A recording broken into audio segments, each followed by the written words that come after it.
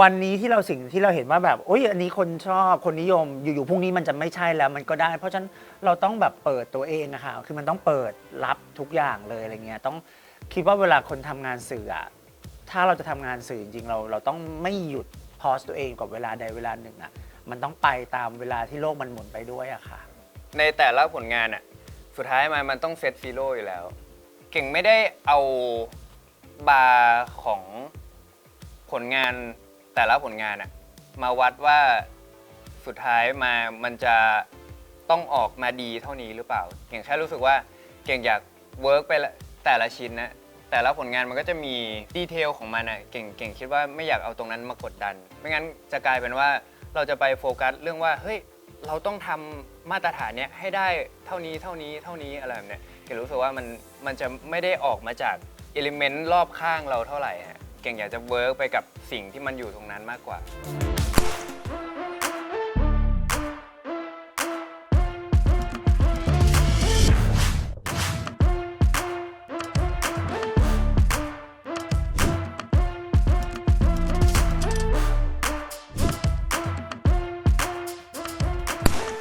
สวัสดีค่ะแต่ต้นกิติพักนะคะ สวัสดีครับเก่งฮาริสครับผม พวกเรามาจากดีว่าราวีค่ะช่วงนี้เหรอคะนอนน้อยแต่นอนนะค่ะ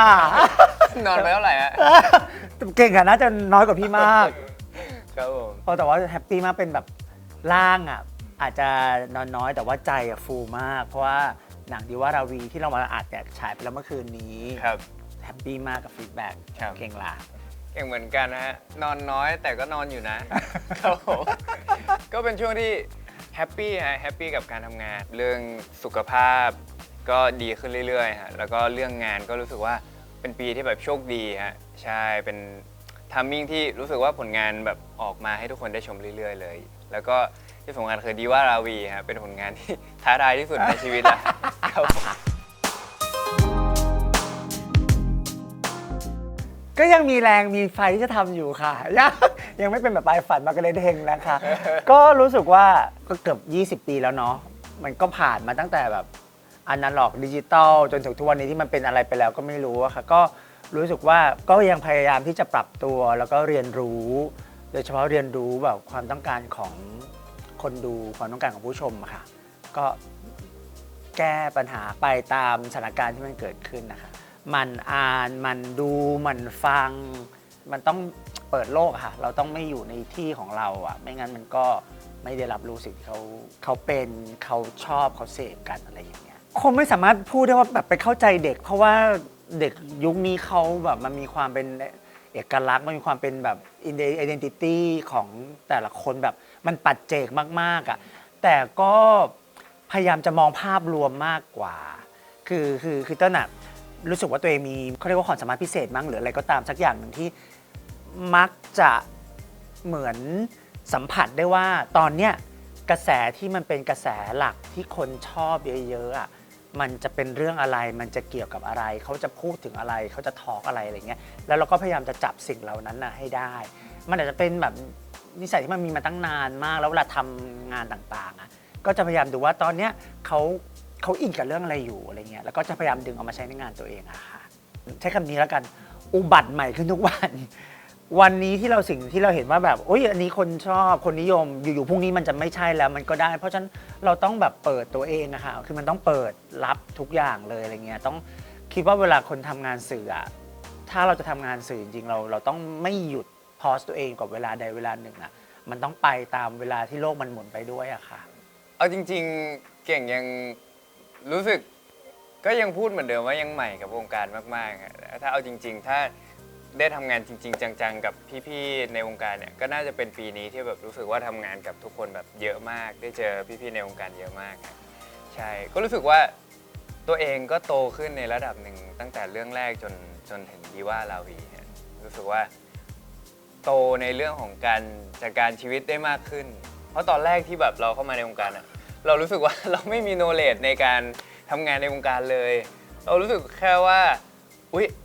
ถ้าพี่เขาโยนโจทย์มาแล้วก็ทำให้เต็มที่เราอดทนเราค่อยๆเรียนรู้กับพี่ๆเขาไม่รู้ก็เดี๋ยวพี่ๆเขาก็แนะนำเราก็ค่อยๆไปเรื่อยๆอะไรแบบนี้ฮะใช่แต่พอมาทำงานมาสักพักหนึ่งเรารู้สึกว่าเราต้องรับผิดชอบตัวเองเยอะขึ้น รับผิดชอบต่อตัวเองแล้วก็ต่อคนที่แบบเราร่วมงานด้วยอะไรแบบนี้ก็ต้องแบบหา knowledge เพิ่มขึ้นรู้สึกว่าอะไรที่มันสามารถแบบจัดการตัวเองได้ ไม่ว่าจะเป็นเรื่องการเตรียมความพร้อมเรื่องอ่านบทอะไรแบบนี้ก็เตรียมให้เรียบร้อยเลยพี่ๆจะได้แบบทำงานกับเราได้เร็วขึ้น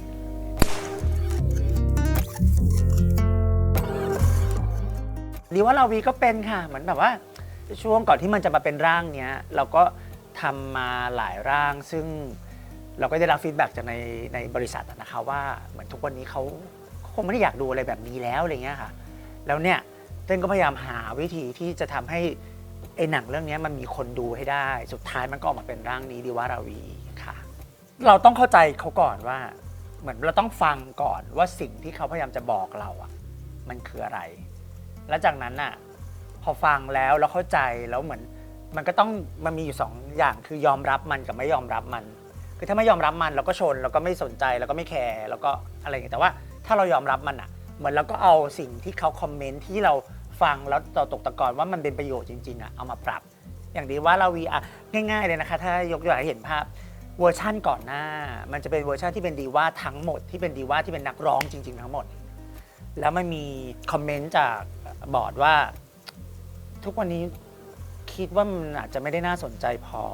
ถ้าเราเอาแค่ดีว่าทั้งหมดมารวมกันแล้วเราเกิดคอน FLICT กันลองทำวิธีอื่นไหมก็ตัวต้นเองก็เลยเหมือนมองสภาพทุกวันนี้ที่มันเกิดขึ้นในวงการเพลงในวงการบันเทิงอะไรเงี้ยเราก็จะเห็นว่า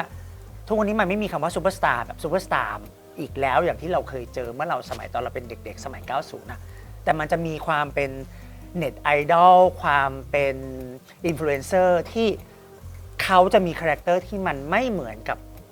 ซูเปอร์สตาร์สมัยก่อนที่เราเคยคุ้นชินกันมาในสมัยยุคเราอะนะคะแต่เขาจะมีความพิเศษในตัวเขามีคาแรคเตอร์เฉพาะที่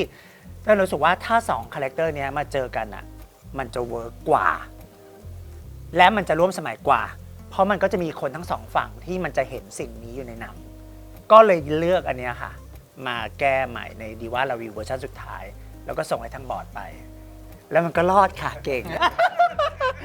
เก่งมากครับเก่งมากครับ ไม่งั้นเก่งก็จะไม่ได้อยู่ในนั้น เก่งว่ามันคือการตัดสินใจของเก่งแหละหมายถึงว่าเก่งรู้สึกว่าตอนนั้นมันเป็นการตัดสินใจที่เก่งเรียนจบแล้วเก่งเรียนครูจบแล้วแล้วก็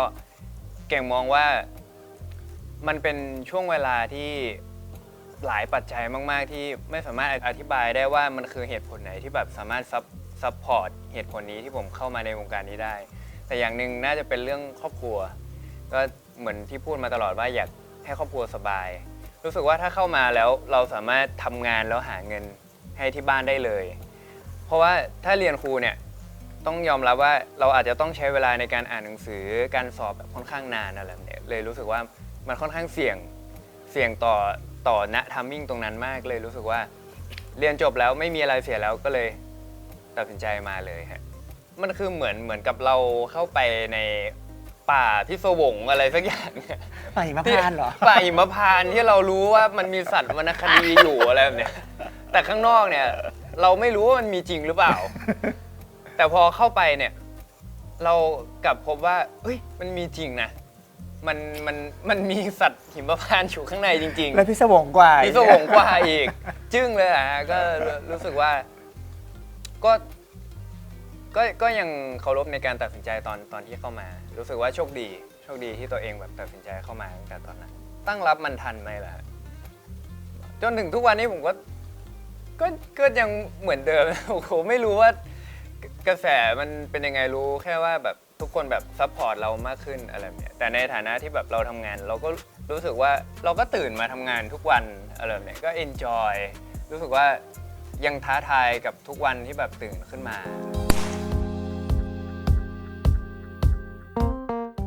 ก็เปลี่ยนไปไหมก็ในเรื่องขอ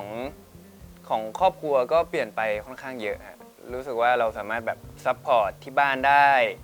เยอะขึ้นซัพพอร์ตตัวเองได้เยอะขึ้นเรารู้สึกว่าเราไม่ได้ห่วงเรื่องครอบครัวแบบขนาดนั้นอะไรแบบนี้รู้สึกว่าท่านก็แฮปปี้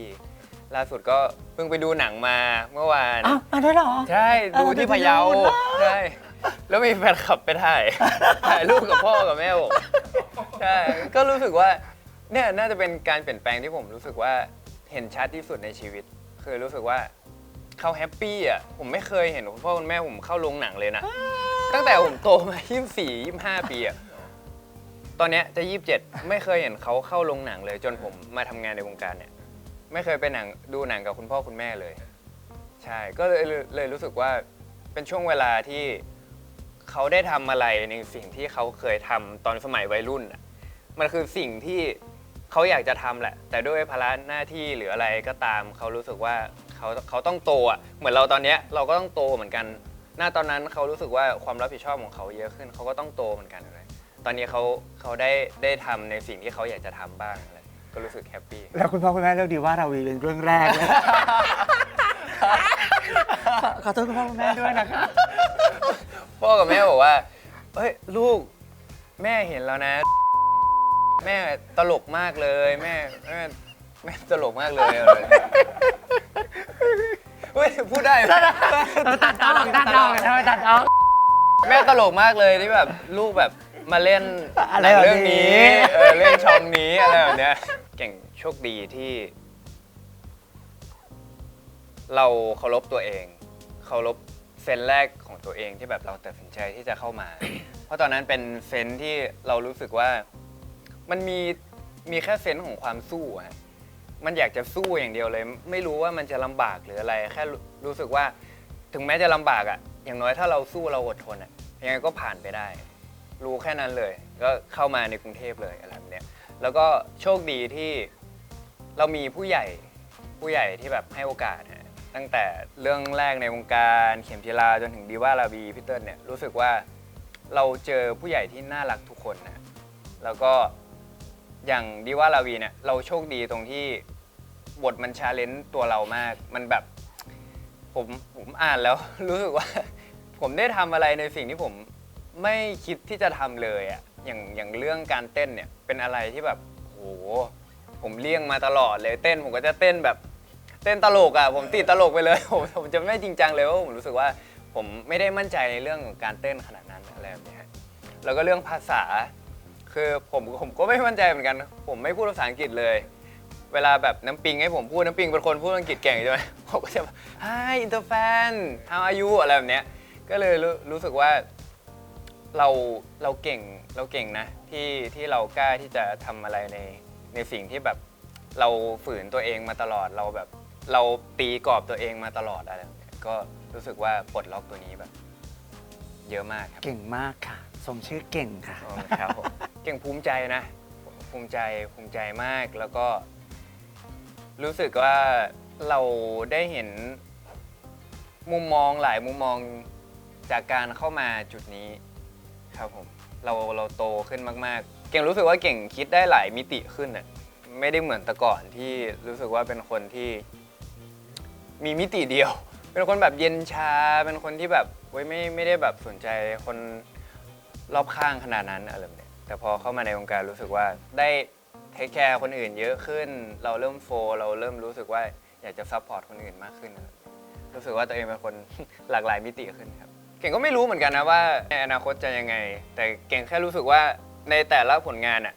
สุดท้ายมันต้องเซตซีโร่อยู่แล้วเก่งไม่ได้เอาบาร์ของผลงานแต่ละผลงานอ่ะมาวัดว่าสุดท้ายมันจะต้องออกมาดีเท่านี้หรือเปล่าเก่งแค่รู้สึกว่าเก่งอยากเวิร์กไปแต่ละชิ้นนะแต่ละผลงานมันก็จะมีดีเทลของมันนะเก่งคิดว่าไม่อยากเอาตรงนั้นมากดดันไม่งั้นจะกลายเป็นว่าเราจะไปโฟกัสเรื่องว่าเฮ้ยเราต้องทำมาตรฐานเนี้ยให้ได้เท่านี้อะไรแบบเนี้ยเก่งรู้สึกว่ามันจะไม่ได้ออกมาจากเอลิเมนต์รอบข้างเราเท่าไหร่ฮะเก่งอยากจะเวิร์กไปกับสิ่งที่มันอยู่ตรงนั้นมากกว่าเพราะว่าแต่ละผลงานมันก็จะมีประสบการณ์ที่มันแตกต่างกันนะใช่ก็เลยรู้สึกว่าถ้าเราทำเต็มที่อ่ะยังไงก็มีคนดูคนซัพพอร์ตเราแน่นอนแค่นั้นเลย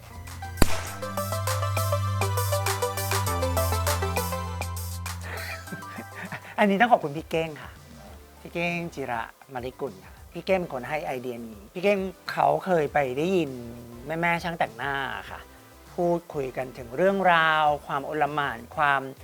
แบบน่ารักของเหล่าดีว่าที่แบบว่าแม่ช่างแต่งหน้าเขาไปเจอมาอะไรเงี้ยแล้วพอพี่เก้งเขาได้ยินเขารู้สึกว่า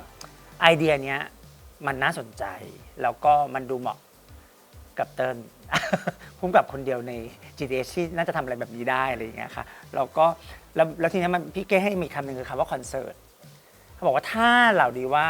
เหล่านี้เขาจะต้องไปเล่นคอนเสิร์ตหรืออยู่ในสถานการณ์ที่อยู่ในคอนเสิร์ตเดียวกันอะไรเงี้ยมันจะแบบโกลาหลมันจะแบบว่าปังปุริเย่ขนาดไหนอันนี้คือไอเดียแรกที่พี่เก้งให้มา ก็เต้นก็รับมาไว้แล้วก็เนี่ยพัฒนาทำบทมาประมาณ 4-5 ปีอะค่ะกว่าจะมาเป็นอันนี้ เราไม่มีสารตั้งต้นเราทำเรื่องก่อน เราทำคาแรคเตอร์ก่อน จากนั้นอะเราค่อยหานักแสดงที่เรารู้สึกว่าจะทำให้คาแรคเตอร์นี้มันออกมาดีที่สุดทำแบบนี้ตลอดอะค่ะยกเว้นจริงปิงปองแต่ปิงปองก็จากคาแรคเตอร์แต่หมายถึงว่าแต่ปิงปองอาจจะเป็นคนที่ต้นชัดที่สุดว่าโอเคเราจะทำคาแรคเตอร์แรปเปอร์โดยเอาอีปิงปองนี่แหละคือเป็นรูปลักษณ์เป็นหน้านางอยู่ในหัวตลอดเวลาแล้วก็แต่ว่าเขียนคาแรคเตอร์ออกมาแล้วก็พยายามปรับจูนพานางมาเจอคาแรคเตอร์นี้ให้ได้แต่ทั้งหมดอะค่ะเราจะไม่ได้แบบโอเคมีนักแสดงก่อนแล้วมาเขียนไม่ใช่ เราจะทำคาแรคเตอร์ที่มันเซิร์ฟกับตัวบทที่สุดตัวเรื่องที่สุดจากนั้นเราค่อยหาคนที่ดีที่สุดมาเล่นเป็นพวกเขาค่ะยกตัวอย่างของเก่งแล้วกันอะคือเราก็ให้โจทย์เขาไปใช่ไหมคะตอนเป็นอเล็กซ์คิมตอนนั้นถ้าเก่งจำได้ก็มีการบ้านคือต้องไปให้พูดสำเนียงพี่จองพี่คันแลนมีบทให้เขาแล้วก็มันก็จะมีอีกซีนหนึ่งที่อันนี้สปอยนะคะมันจะอยู่ในหนังก็จะให้เขาทำอะไรเงี้ยซึ่งตอนที่เก่งมาพอมาเจอกันตอนนั้นก็คือเห็นเก่งมาบ้างตอนวิมานหนามเคยไปทำอีเวนต์ให้เขาเราก็เห็นเก่งก็โอเคเสร็จปุ๊บช่วงที่กำลังหาคนที่จะมาเล่นเป็นอเล็กซ์คิมอะค่ะก็เหมือนแบบเห็นเก่งแล้วก็เหมือนเห็นอะไรบางอย่างแล้วรู้สึกว่าถ้าเขาเล่นบทนี้ได้มันน่าจะดีมากเหมือนว่าถ้าเราเอาจริงนะมาทำอะไรแบบนี้ได้มันน่าจะดีมากก็เลยลองเรียกเขามาพอเขามาใช่ปะคะตอนที่เขาต้องเล่นพี่จองพี่คันแลนเล่นดีมาก มาจะแบบเอ้ยอะไรอ่ะจริงก็เลยเล่นดีมันสเอ้าทำไมเล่นดีขนาดเนี้ยเหมือนแบบเราเลยไปเจอผู้จัดการน้องโมก็บอกว่าทำไมเขาเล่นดีโมบอกว่าเขาท่องมาทั้งคืนเลยนะพี่เหมือนว่าเขาไปดูคลิปเขาไปอะไรอย่างเงี้ยใช่ไหมแล้วก็อันนี้เราก็อุ้ยน่ารักเริ่มเหมือนมันเราเห็นเสน่ห์ที่เขาพูดแล้วเรารู้สึกว่ามันมีเสน่ห์แล้วเรารู้สึกว่าคือไอ้บทเนี้ยค่ะเหมือนว่าถ้าเราให้นักแสดงสื่อสารออกไปในแบบที่มันผิดนิดนึงอ่ะแต่รู้สึกว่ามันจะเป็นเนกาทีฟได้เวลาเราจะต้องไปรีเฟอร์ใครบางคนที่เขามีคนรักมีแฟนคลับอยู่จริงอ่ะแต่พอเก่งทำมาแล้วเต้ไม่รู้สึกแบบนั้นกับอันที่สองไอ้ซีนอีกซีนหนึ่งที่อันนี้ที่จะต้องดูในหนังโดยเฉพาะค่ะอันเนี้ยตอนเล่นอ่ะก็บทมันยากนะคะก็รู้สึกแบบว่าเขายังไม่ได้แบบว่าฟิลเต็มที่หรอกเพราะมันก็ยากมันก็เกินกว่าจินตนาการที่เขาจะเข้าใจได้แต่เต้นเห็นตาเขาตอนที่เขาแบบกำลังเข้าสู่บทนั้นน่ะแล้วเหมือนแววตานี่มันแบบมันนึกไปถึงบทของอเล็กซ์คิมเมื่อตอนที่เขาจะต้องอยู่ในสถานการณ์นั้นแล้วมันเห็นเลยว่าคนนี้แหละที่จะเป็นอเล็กซ์คิมให้แล้วสู้สุดๆ แต่ก็แบบแล้วเขาจะทำได้ไหมเพราะเขาไม่เห็นบทจริงๆอะไรเงี้ยแต่ว่าก็จะคิดว่าเราจะทำยังไงก็ได้เราจะทำให้เขาแบบทำให้ได้แล้วเราก็มั่นใจว่าถ้าเขาทำได้เมื่อไหร่คือมันจะแบบเมจิกมากเมื่อมันอยู่ในหนังแล้วมันก็เป็นอย่างนั้นจริงๆต้องขอบคุณพี่เติ้ลขอบคุณทาง GDS ฮะมันเป็นช่วงเวลาที่โอ้โหอลหม่านมากเหมือนที่ว่าเราวีเลยฮะแล้วก็ขอบคุณ GDS แล้วก็ขอบคุณดูมันดีที่แบบแชร์ตารางกันแบบซัพพอร์ต จัดเวลาจัดคิวเดี๋ยวก็ไม่เป็นพ่อครูเดี๋ยวก็มาเป็นอเล็กซ์คิมแล้วก็ต้องแบบเทรนนิ่งเข้าฟิตเนสอะไรเนี่ยขอบคุณทาง GDS ขอบคุณทั้งดูมันดีเลยเขาสู้สุดๆเขาสู้จนตัวตายจริงๆเขาแบบเพราะว่าอเล็กซ์คิมเขาต้องไปเรียนแบบเขาร้องเขาต้องไปเรียนเต้นเขาต้องไปเรียนทำกายภาพทำการแสดงผ่านทางกายภาพเพื่อเป็นบทอเล็กซ์คิมในเวอร์ชั่นนั้นอะไรเงี้ยค่ะแล้ว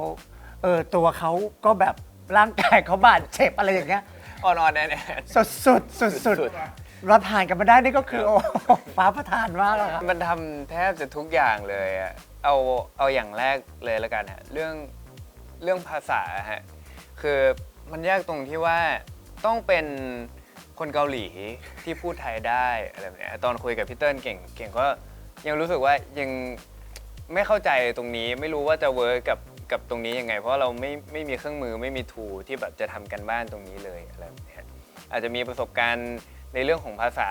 จากวิมานหนามมาบ้างอะไรแบบนี้แต่อันเนี้ยมันแตกต่างออกไปอย่างภาษาที่เก่งพูดตอนนั้นมันยังเบสออนกับชีวิตของเก่ง ซึ่งเก่งเป็นชาติพันธุ์อยู่แล้ววิธีออกเสียงก็จะคล้ายๆกันอะไรแบบนี้แต่พอเป็นภาษาเกาหลี มันต้องเป็นเหมือนภาษาอังกฤษอ่ะคือต้องเรียนจริงๆอะไรแบบนี้แล้วก็ได้คุณโน่มาช่วย ใช่มานั่งแต่ มา ละ นั่ง คำของเกาหลี เขียน ตัวสะกดยังไง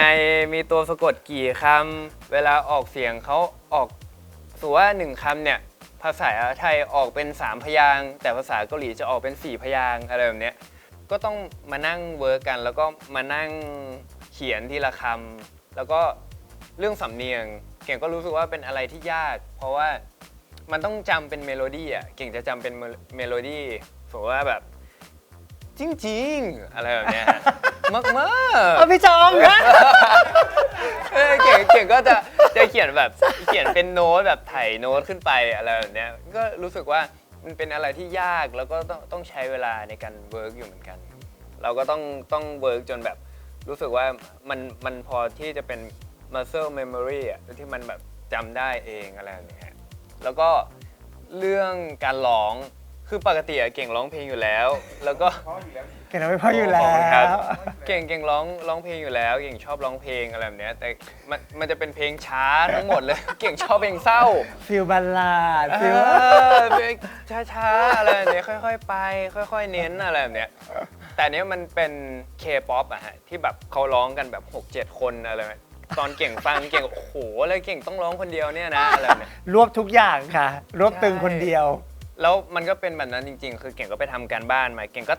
แกะทีละคำเลย ไอ้ไดอะล็อกที่เราเล่นนะฮะ ก็แกะทีละคำเพราะว่ามันเป็นภาษาอังกฤษแล้วก็เป็นภาษาเกาหลี ก็เลยแกะทีละคำเสร็จปุ๊บก็ไปหน้าห้องซ้อมก็คือ ก็พยายามทำทุกอย่างให้มันโฟล์ที่สุด แต่ก็ใช้เวลานานมาก 14-15 ชั่วโมงครับในการอัด เพราะว่าโปรดิวเซอร์ที่เขามาทำมาค่ะ ครับ เขาบินมาจากต่างประเทศเพื่อมา ใช่ ทำเพลงนี้ให้โดยเฉพาะ ครับ ใช่คือทาง Universal Music Thailand นะคะ ครับ เขาก็ที่เป็นพาร์ทเนอร์กับเราอ่ะเขาก็หาโปรดิวเซอร์ที่เก่งมากที่เขาแบบ ครับ ทำเพลงเกาหลีแล้วก็ ครับ โหพอบีสมันออกมา นี่บอกเก่งว่าเตรียมโชว์ได้เลย เก่งต้องแบบ ใช่ ทางร้องทางเต้นมันต้องแล้วแบบฟีดแบ็กมันก็ดีมากๆจากความ โปร ทุ่ม ดิว เท เซอร์เก่งมาก คือแรปแบบปุ๊บเก่งอะฮะแล้วผมต้องแรปอันนี้เหรออะไรแบบเนี้ยก็เลยรู้สึกว่า โอ้ก็มันท้าทายทุกอย่างเลยฮะตอนอยู่ที่แบบที่คอนโดผมก็แบบก็ซ้อมหน้ากระจกอะไรแบบเนี้ยแต่มันก็ไม่จำผมก็ไม่เข้าใจเหมือนกันมันรีเซ็ตทุกครั้งเลย แต่เข้าใจครับเพราะว่ามันไม่ใช่การเต้นแบบ ครับ 28ง่ายๆนึกออกใช่ปะคะ มันแบบ มันคืออเล็กคิม มันคืออเล็กคิม ใช่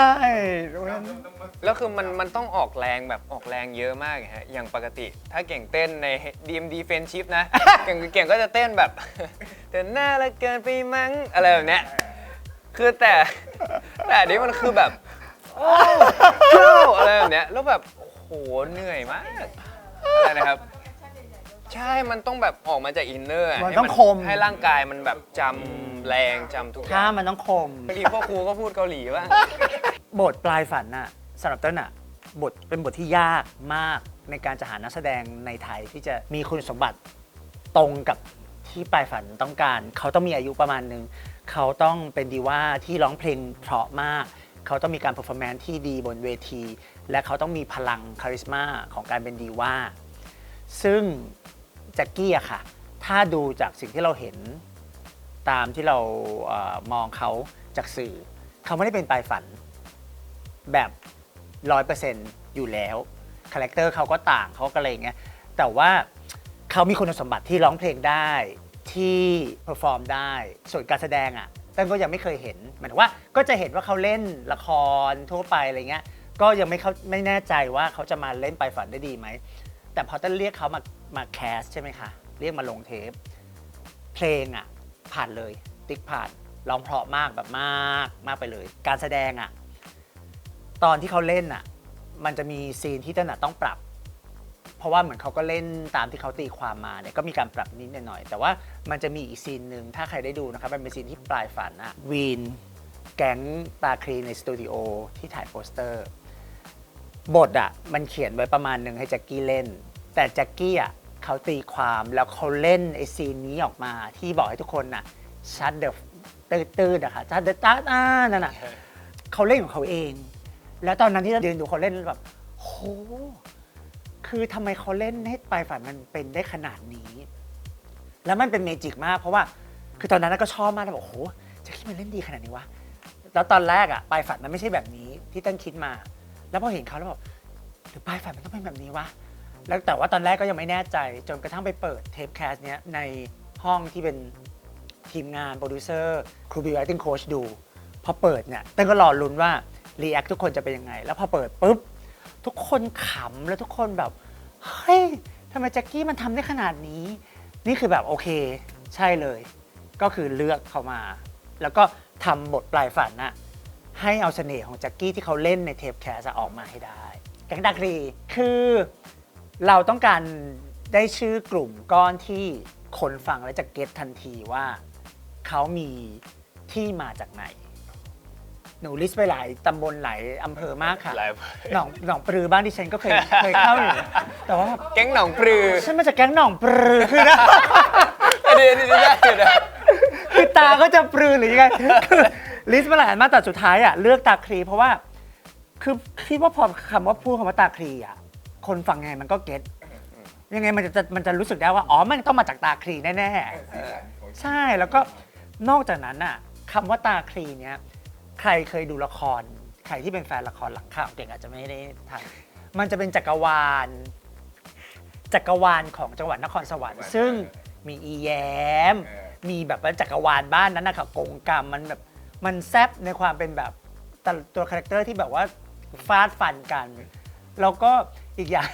อันนี้ติงตองนะคะคือพอมีคำว่าตาคลีตั้งใจไม่ได้ถึงคำว่าตาคลีรุ่มบ่าซึ่งมันเป็นเพลงที่ตอนนั้นน่ะแล้วนี่ก็บอกว่านี่ไงตาคลีรุมป้าตาคลีมันรุมปลายฝันก็เลยแบบเอาชื่อนี้ค่ะนูนิวเราเขียนคาแรคเตอร์คอปเตอร์ขึ้นก่อนอย่างที่บอกว่าคอปเตอร์ในเรื่องเขาคือมันคือปลายฝันในเวอร์ชั่นเด็กรุ่นนี้สำหรับเต้นคาแรคเตอร์เนี้ยแล้วเขาเหมือนมองปลายฝันเป็นไอดอลเพราะฉะนั้นคนที่เล่นบทเนี้ยต้องร้องเพลงดีเท่าปลายฝันเราก็ต้องมีคาริสมาของดีว่านักร้องคุณภาพไม่ต่างจากปลายฝันเขียนมาแบบนี้ก่อนและอันหนึ่งที่เป็นซิกเนเจอร์ของเขาเรียกว่าเป็นความสามารถพิเศษของเขาที่เชิงประจักษ์คือเขาต้องเสียงสูงเคยนี้คิดเพราะรู้สึกว่านักร้องสิ่งหนึ่งที่จะวัดได้ว่าคุณสมบัติแบบว่าเขาเป็นดีว่าเสียงมันต้องสูงมันต้องแบบไฮโน้ตได้อะไรอย่างเงี้ยค่ะพอเขียนเสร็จปุ๊บบังเอิญได้ไปสัมภาษณ์เยนูนิวในรายการตัวเองต้นรู้โรครู้ไปสัมภาษณ์ระหว่างทำบทไปสัมภาษณ์เขาแล้วก็มันก็จะมีพี่เลี้ยงที่เราไปหาข้อมูลมาเขาก็เหมือนแซวกันว่านูนิวชอบใช้เสียงสูงมากเวลาร้องเพลงเวลาทำนั้นทำนี่ก็เลยให้เขาทำเสียงสูงให้ฟังในรายการแล้วพอเขาทำปุ๊บแล้วเราก็สัมภาษณ์เขาจนจบเราก็บอกว่าพี่อยากจะแบบให้หนูมาร่วมงานกับพี่นะเลยแล้วยังไงเดี๋ยวพี่ติดต่อไปอีกทีนะอะไรอย่างเงี้ยเขาก็เหมือนแบบอ๋อครับอะไรเงี้ยแล้วจากนั้นเราก็มีเขาเป็นธงเลยเราก็เอาคาแรคเตอร์คอปเตอร์โดยมีเขาเหมือนที่เรามีปิงปองเราก็มีนูนิวเนี่ยตั้งอยู่แล้วก็พยายามเขียนโดยที่คิดว่าถ้าเขียนแบบนี้เขาจะเล่นยังไงโดยที่ไม่รู้เขาจะเล่นหรือไม่เล่นนะคะจนบทเสร็จก็เชิญคุณออฟทางดูมันดีมาเจรจา มาเจรจาซื้อขายตัวค่ะมาเซ็นสัญญาแล้วก็คือเราก็เล่าทุกอย่างเราเล่าแบบทุกอย่างจริงว่าตัวละครคอปเตอร์ต้องทำอะไรในเรื่องบ้างเราเห็นเขาเป็นยังไงอะไรอย่างเงี้ยบอกไปหมดเลยที่โปรแอนคอนที่มันจะเกิดขึ้นอะไรเงี้ยค่ะแล้วก็ตอนนั้นก็ลุ้นในใจมากเพราะว่าอย่างบทมันก็ไม่ได้เหมือนตัวนุนิวค่ะมันก็พาเขาไปในอีกเฉดนึงแล้วก็พอปิดปุ๊บเล่าเรื่องเสร็จก็ว่าก็อยากจะให้แบบคุณน้องแบบช่วยพิจารณานะคะแบบว่ายังไม่ต้องตอบวันนี้ก็ได้แต่อยากให้แบบไปลองเล่าให้น้องฟังก่อนแต่อยู่ๆคุณน้องก็แบบเล่นเหมือนว่าผมคิดว่าแบบเล่นคือผมฟังผมแฮปปี้ผมจะให้เล่นแล้วเขาก็พูดว่าช่วยไปทำให้คนอื่นเนี่ยรู้ด้วยว่าแบบน้องเก่งขนาดไหนเราก็เลยนอนนั้นเลยเหมือนแบบว่าพี่เติ้ลช่วยไปทำให้คนอื่นเขารู้ทีว่าแบบนิวเก่งขนาดไหนนี่แบบได้ถ้าคุณเอาไว้ใจมา แล้วก็แบบช่วยไปบอกน้องนิวหน่อยนะคะอะไรอย่างเงี้ย แล้วเขาก็ตกลงมาเล่นให้ปิงปองกับรู้มือ ก็ไม่น่ามีปัญหาสูตรปิงปองอ่ะแต่นี้นิวนะคะรู้มือ รู้ว่ามันน่ะมีจุดอ่อนตรงไหน จุดแข็งตรงไหน แล้วบทไลลาเอาจริงๆมันไม่ใช่นี้นิวไลลากับนี้นิวไม่เหมือนกัน เพราะเราอยู่กับเขาจนเรารู้ว่า จริง ๆ แล้วนี้นิวเขาเป็นคนยังไงไลลามันเป็นคนยังไง แล้วเราต้องทำขนาดไหนก่อนที่สองคนนี้มันจะมาเจอกันได้ ซึ่งก็ยากถ้ามีโอกาสได้สัมภาษณ์ถามนางเลยนะครับเป็นยากเราโอ้สำหรับเต้นหนาบทไลลายากสุดเลยในการที่จะให้เขาไปเป็นไลลาให้ได้ เพราะว่าไลลามันตักกะมันไม่เหมือนชาวบ้านชาวเมืองทั่วไปอ่ะมันลมเพลมพัดต้นใช้คำแบบนี้เวลาอธิบายคาแรคเตอร์นี้มันลมเพลมพัดมาก คนจะเดาอะไรไม่ได้เลยว่ามันจะทำอะไรบ้างในเรื่อง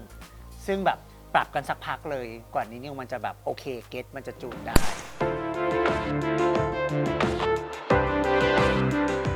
8 เพลงค่ะ คือเนื่องจากว่าเราทำเกี่ยวกับนักร้องใช่ไหมคะ แล้วก็ในเรื่องเรามีศิลปินทั้งหมดอยู่ 5 คน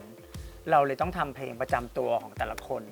คือนอกจากเพลงอ่ะมันจะทำหน้าที่ในแง่ความไพเราะความบันเทิงแล้วอ่ะมันยังต้องทำหน้าที่ในการเล่าคาแรคเตอร์ของแต่ละคนให้ออกมาชัดที่สุด ฉะนั้นเราแบบโอ้โหทำแบบอยากให้ลองไปฟังแบบเหมือนใครได้ฟังก่อนไปดูหนัง หรือดูหนังแล้วมาฟังอ่ะจะยิ่งเข้าใจมากๆว่าสิ่งที่เราใส่ไว้ในแต่ละเพลงอ่ะมันเล่าถึงคาแรคเตอร์ตัวละครรวมถึงมันเล่าถึงองค์รวมของหนังในอย่างเพลง Beauty in You อันเนี้ยซึ่งแบบโอ้โหเต้นแบบฟังครั้งแรกน้ำตาไหลเลยอ่ะคือเราเขียนเพลงนี้มาเพื่อต้องการเล่าเรื่องของปลายฝันเล่าแมสเสจของหนังเรื่องนี้แล้วพี่แอมอะค่ะอัจฉริยาเขาก็คือเต้นก็เล่าคอนเซ็ปต์เขาไปว่าเต้นอยากให้เพลงนี้มันพูดถึงอะไรแล้วเขาก็ทำออกมาได้แบบที่สุด รวมถึงเพลงอื่นๆด้วยอัศจรรอหันเพลงของเก่งบีสนะคะเพลงของแก๊งตาคลีรวมถึงเพลงสุดท้ายด้วยมันมากคุณนามันเราทำเพลงแบบออกอัลบั้มได้เลยอะค่ะแล้วคือทั้งหมดสามารถขึ้นคอนเสิร์ตโชว์ได้เลยมันคุณภาพแบบนั้นจริงๆฝากภาพยนตร์เรื่องดีว่าราวีนะคะ ตอนนี้ยังคงแบบอยู่ในโรงภาพยนตร์ยังคงสร้างความบันเทิงสร้างเสียงหัวเราะสร้างรอยยิ้มแล้วก็หวังเป็นอย่างยิ่งว่าจะสร้างแรงบันดาลใจพลังในการใช้ชีวิตใน positive energy ที่จะทำให้คุณเนี่ยมีกำลังใจสำหรับคนที่เคยแบบว่าตั้งคำถามกับตัวเอง หรือว่าหมดหวังหมดศรัทธาในตัวเอง เชื่อว่าภาพยนตร์เรื่องนี้จะทำให้คุณเนี่ยกลับมาเห็นคุณค่าความดีของตัวเองอีกครั้งหนึ่งนะคะเวอร์ชันภาษาเกาหลี 안녕하세요. 알레킴ครับก็จริงๆก็อยากจะฝากทุกคนนะครับก็ที่ว่าราวีดูได้เลยนะครับวันนี้ทุกโรงภาพยนตร์ครับ น่ารักมาก